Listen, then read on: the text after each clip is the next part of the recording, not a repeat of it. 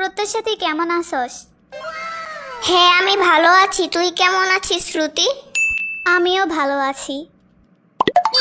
প্রত্যাশা শোন, কালকে আমাদের বাড়িতে যাস, তোরে আমি দাওয়াত দিলাম। আচ্ছা বান্ধবী।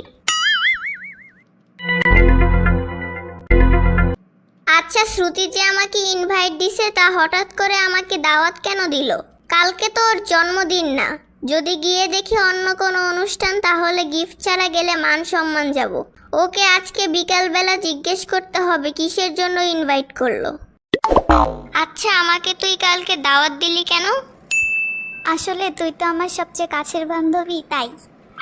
হ্যাঁ, সেটা তো বুঝলাম, কিন্তু কালকে কি কোনো বিশেষ দিন আছে? আমার আব্বু 15 জন ফকিরকে খাওয়াবো, এখন একজন ফকির কম পড়ছে, তাই তোকে যাইতে বলছি।